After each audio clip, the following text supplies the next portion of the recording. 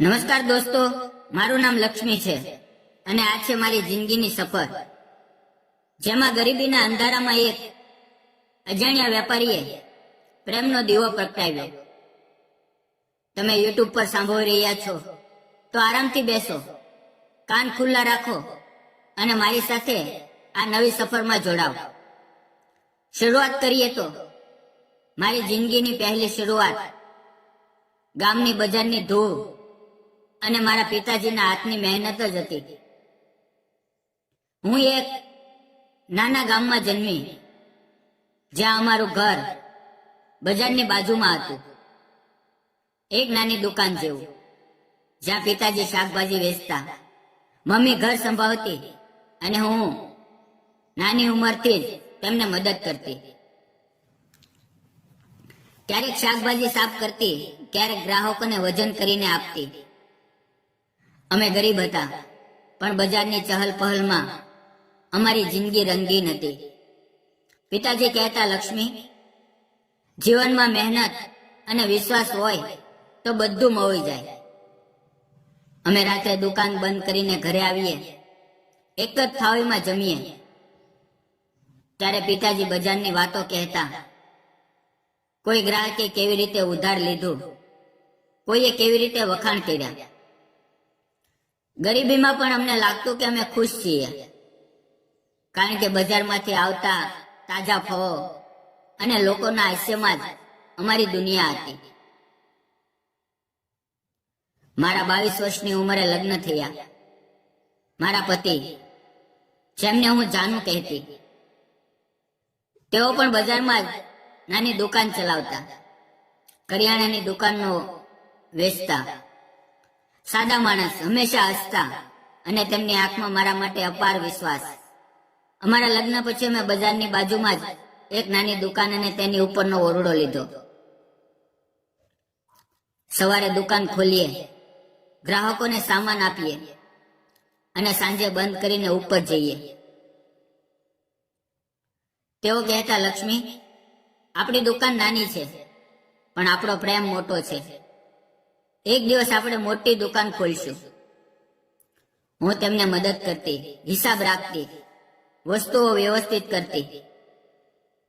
અમારી જિંદગીમાં ગરીબી હતી, પણ વેપારની ચહલ પહલ અને એકબીજાના સાથમાં અમને લાગતું કે અમે સૌથી ધનિક છીએ. ક્યારેક રાત્રે અમે દુકાનની છત પર બેસીને તારા જોતા અને તેઓ મને વચન આપતા કે તેઓ મને ક્યારેય એકલી નહીં છોડે. 3 વર્ષ પછી ભગવાને અમને પહેલી ખુશી આપી. અમારી દીકરી પ્રિયાનો જન્મ થયો. પ્રિયા અમારી સૌથી પ્રિય બની ગઈ. તેના નાના હાથમાં દુકાનના નાના પેકેટ પકડીને તે રમે તો લાગે કે આખી બજાર અમારી છે. હું તેને ગળે લગાવીને ગીતો ગાતી અને તેના પિતા તેને દુકાનમાંથી નાના બિસ્કિટ આપીને રમાડતા. અમારી જિંદગીમાં હવે અમે 3 જણા હતા અને અમે દુકાનમાં કાઉન્ટર પાછળ જ એક નાનો કોટો બનાવીને તેને સુવડાવતા. હવે અમે વધુ મહેનત કરવા લાગ્યા. તેઓ વહેલા ઉઠીને માલ લાવતા અને હું દુકાન સંભાળતી,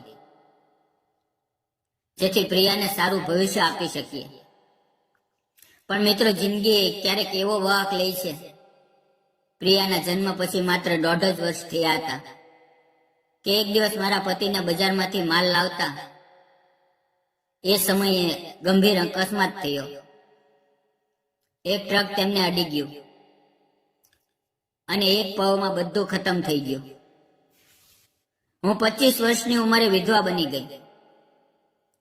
તે દિવસની યાદ આવે તો આજે પણ મારું હૃદય ધ્રુજી ઉઠે છે.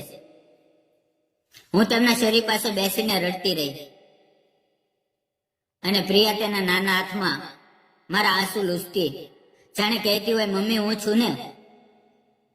પણ બજારની ચહલ પહલ અચાનક શાંત થઈ ગઈ. લોકો વિધવાઓને જુએ તો જાણે વેપારમાં અડચણ હોય. કેટલાક ગ્રાહકો કહેતા, બિચારી લક્ષ્મી, હવે દુકાન કેમ ચાલશે? કેટલાક પીઠ પાછળ વાતો કરતા, વિધવા છે, દુકાન વેચી દેશે. આ બધું સાંભળીને હું અંદરથી તૂટી જતી. પણ પ્રિયા માટે મારે મજબૂત બનવું પડ્યું. મારા માતા પિતા વૃદ્ધ હતા અને તેઓ કહેતા, લક્ષ્મી, પ્રિયાને લઈને અમારી પાસે આવી જા. પણ મને લાગ્યું કે મારા પતિએ જે સપનું જોયું હતું તેને હું પૂરું કરીશ.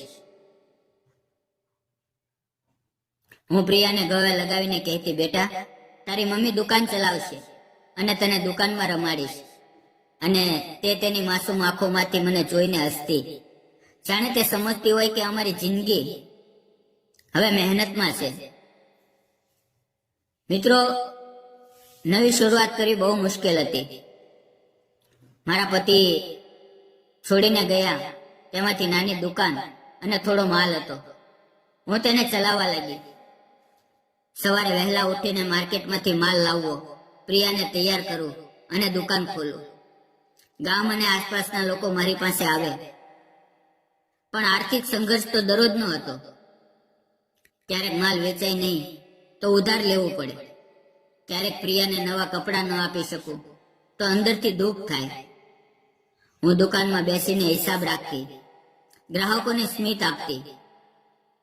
પણ રાત્રે જ્યારે પ્રિયા સૂઈ જાય તો હું દુકાનના કાઉન્ટર પર માથું ટેકવીને રડતી અને વિચારતી, ભગવાન આ વેપારની લડતમાંથી ક્યારે મુક્તિ મળશે. પણ હું જાણતી હતી કે વિધવા તરીકે મારે દુકાનને બચાવવી પડશે અને પ્રિયાને ભણાવીને મોટી બનાવવી પડશે. આ જ રીતે મહિનાઓ વીતી રહ્યા હતા. પ્રિયા હવે 3 વર્ષની થઈ અને તે દુકાનમાં જ મારી સાથે રમતી. હું તેને નાની નાની વસ્તુઓમાંથી ખુશ કરતી. ક્યારેક દુકાનમાંથી એક ચોકલેટ, ક્યારેક બજારનું એક રમકડું. પણ જિંદગીમાં એકલતા અને આર્થિક તંગીનો બોજ વધતો ગયો. બજારના અન્ય વેપારીઓ મારી મદદ કરતા, પણ કોઈ વાસ્તવિક સહારો નહોતો. અને પછી એક દિવસ જિંદગીએ એક અજાણ્યા વેપારીને મોકલ્યો. તેનું નામ કમલેશ. તે આસપાસના શહેરમાંથી માલ લઈને આવતા હતા અને અમારી બજારમાં જથ્થાબંધ વેચાણ કરતા. ઊંચા, સુંદર વ્યક્તિત્વ અને બોલવાની રીત એટલી વેપારી અને વિશ્વાસપાત્ર કે લોકો તેમની સાથે વ્યવહાર કરવા માટે આતુર રહેતા. તેઓ પોતે પણ વિધુર હતા. તેમની પત્ની કેટલાક વર્ષ પહેલા અકસ્માતમાં ગુજરી ગયા હતા અને તેમની એક દીકરી શહેરમાં ભણતી હતી. તેઓ વેપારમાં વ્યસ્ત રહેતા, પણ તેમની આંખોમાં એક અજાણી ઉદાસી હતી. એક દિવસ તેઓ મારી દુકાન પાસે આવ્યા અને માલ આપવા.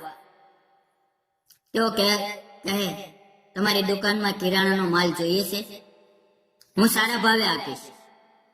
હું ચોંકી ગઈ, કારણ કે તેઓ મારી પરિસ્થિતિ જાણતા હતા. બજારમાં વાતો ફેલાય છે. પણ તેણે માલ આપ્યો અને કહ્યું, લક્ષ્મી, તું એકલા દુકાન ચલાવે છો તે જોઈને માન થાય છે. જો કંઈ જરૂર હોય તો કહેજો. તેમના શબ્દોમાં વેપારી ચતુરાઈ સાથે માનવતા હતી. ધીરે ધીરે કમલેશ અમારી દુકાનના નિયમિત સપ્લાયર બની ગયા. તેઓ અઠવાડિયે એકવાર આવતા, માલ આપતા અને મારી સાથે વેપારની વાતો કરતા. તેઓ મારી પરિસ્થિતિ જોઈને મદદ કરવા લાગ્યા. ક્યારેક માલ ઉધાર પણ આપતા, ક્યારેક સારા ભાવે, જેથી મારી દુકાન ચાલે. તેઓ પ્રિયા સાથે રમતા, તેને નાના પેકેટ આપતા અને કહેતા, બેટા, તારી મમ્મી બહુ મહેનતુ છે, તું પણ વેપારી બનજે. હું કહેતી, તમે આટલી મદદ કેમ કરો છો? તેઓ હસીને કહેતા, લક્ષ્મી, વેપારમાં વિશ્વાસ હોય તો બધું ચાલે અને તમારામાં વિશ્વાસ છે. તમે નિષ્ઠાથી દુકાન ચલાવો છો. તેઓની મદદથી મારી દુકાન વધવા લાગી. તેઓ મને વેપારની ટિપ્સ આપતા, કયો માલ વધુ વેચાય, કેવી રીતે ગ્રાહકોને આકર્ષવા. હવે ધીરે ધીરે અમારી વચ્ચે એક અજાણી નજીકતા ઊભી થઈ. તે મારા સંઘર્ષની વાતો સાંભળતા અને કહેતા, લક્ષ્મી, તમે વિધવા છો, પણ તમારી હિંમત વેપારીઓને પણ શરમાવે છે. મને લાગતું કે આ માણસ વેપાર સાથે એક નરમ હૃદય છે. એક વરસાદી સાંજે જ્યારે બજારમાં પાણી ભરાઈ ગયું અને ગ્રાહકો ઓછા હતા, કમલેશ આવ્યો. તેઓ આજે થોડા અલગ લાગતા હતા. પ્રિયા દુકાનમાં સૂતી હતી. મેં પૂછ્યું, કમલેશ, આજે માલ નથી લાવ્યા? તેઓ ધીમેથી બોલ્યા, લક્ષ્મી, હું તમારી બહુ ઇજ્જત કરું છું. તમે જે રીતે દુકાન અને પ્રિયાને સંભાળો છો તે જોઈને મનમાં વિશ્વાસ જન્મ્યો છે. હું શાંત રહી. તેઓ આગળ બોલ્યા, મારા જીવનમાં પણ ખાલીપો છે. મારી પત્નીના ગયા પછી વેપારમાં જ વ્યસ્ત છું. આપણે એકબીજાનો સહારો બની શકીએ, વેપારમાં સાથે, જીવનમાં સાથે.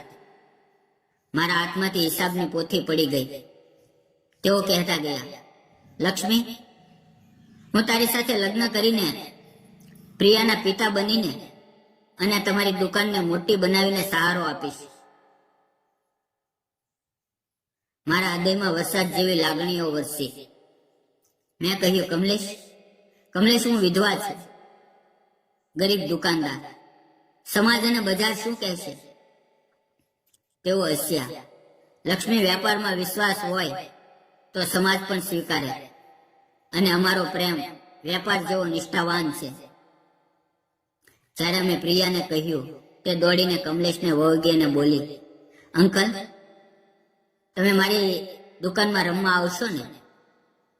તે પળમાં મારી જિંદગી નવી થઈ.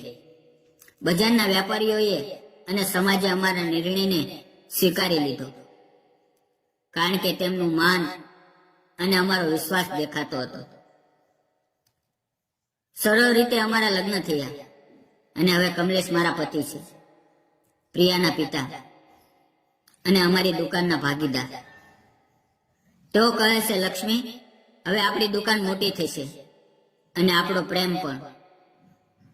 દોસ્તો, આ વાર્તા છે વેપાર અને વિશ્વાસની, જ્યાં ગરીબી, વિધવાપણું અને દુકાનના સંઘર્ષ વચ્ચે પ્રેમ મળ્યો, સમાજે સ્વીકારી લીધું અને જીવન એક નવો વેપાર બન્યો. જો તમને આ વાર્તા ગમી હોય તો લાઈક, શેર અને સબસ્ક્રાઇબ કરજો. ફરી મળશું આવતીકાલે એક નવા વિડીયોમાં. ત્યાં સુધી આવજો. વિડીયો પૂરો જોવા બદલ આપ સૌ મિત્રોનો દિલથી ધન્યવાદ.